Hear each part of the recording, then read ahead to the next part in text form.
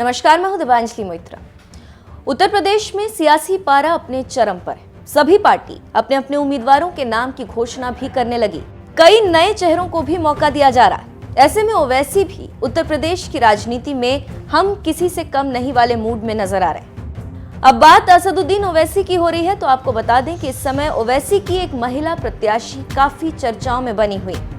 ओवैसी के टिकट देने और महिला प्रत्याशी का नाम सामने आते ही हर कोई ये जानने के लिए दौड़ पड़ा कि आखिरकार हिजाब पहने ये हिंदू महिला कौन है जिसे ओवैसी ने अपना प्रत्याशी बनाया। लोगों के जहन में सबसे ज्यादा जो सवाल उठ रहे हैं वो ये है कि एक हिंदू को ओवैसी ने कैसे अपना प्रत्याशी बना दिया। चलिए इसके बारे में आपको सब कुछ बताते हैं। पहले तो आप ये जान लीजिए कि ओवैसी ने जिस महिला को अपना प्रत्याशी बनाया है उनका नाम ललिता कुमारी। अब ये नाम ही यूपी की सियासत में एक नया रूप ले चुका है। उत्तर प्रदेश की राजनीति में ओवैसी अपना पांव जमाने की पूरी कोशिश में लगे हुए हैं। इसी के साथ ओवैसी ने अपने प्रत्याशियों की सूची भी जारी कर दी, लेकिन इस सूची को देखने के बाद किसी की निगाह कहीं टिकी है तो वो है ललिता कुमारी के नाम पर। अब इस नाम की चर्चा हर जगह सुनाई दे रही। ओवैसी ने ललिता को बिजनौर के नगीना विधानसभा सीट से टिकट दिया। नगीना सीट पर दलित और मुस्लिम आबादी लगभग बराबर है। आइए इन्हीं ललिता कुमारी से जुड़ी कुछ बातें आपको बताते हैं और साथ ही ये भी बताते हैं कि इन्हें टिकट दिए जाने के पीछे की वजह क्या है, वो भी ऐसी सीट से जहां मुस्लिम आबादी का अपना एक वर्चस्व है। वैसे तो ललिता कुमारी अनुसूचित जाति से आती है, लेकिन उनकी शादी एक मुस्लिम शख्स से हुई जिनका नाम इफ्तिखार चौधरी। इफ्तिखार चौधरी वही शख्स हैं जो पहले कांग्रेस में शामिल थे और प्रदेश में कांग्रेस के लिए वोट मांगते हुए भी नजर आए थे। लेकिन प्रदेश की राजनीति में ओवैसी की एंट्री और उनकी विचारधारा ने इफ्तिखार चौधरी को इतना प्रभावित कर दिया कि वो कांग्रेस का साथ छोड़कर ओवैसी की पार्टी AIMIM से जुड़ गए और उनके लिए चुनाव प्रचार करने लगे। अब ऐसे में एक सवाल ये भी उठता है कि जब इफ्तिखार चौधरी AIMIM के समर्थक हैं तो ओवैसी ने उन्हें टिकट क्यों नहीं दिया। आपको यह बता दें कि चुनाव आयोग ने बिजनौर की सीट नगीना को अनुसूचित जाति वालों के लिए रिजर्व किया हुआ है।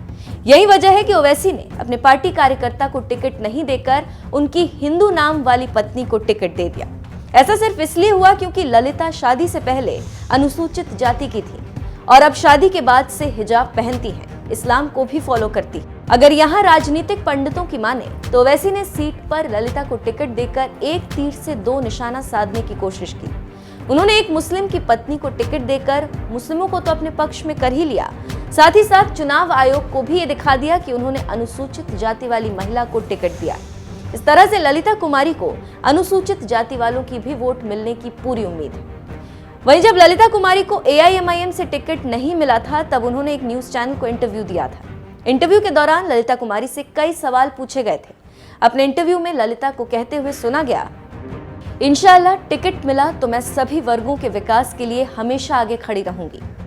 जब उनसे ये पूछा गया कि प्रियंका गांधी भी लड़की हूं लड़ सकती हूं के नारे के साथ मैदान में है, फिर वो ओवैसी के साथ क्यों है? इस पर ललिता ने जवाब दिया, ओवैसी काफी पढ़े लिखे हैं, उनकी पार्टी पढ़े लिखे वालों की है, इसलिए साथ आई।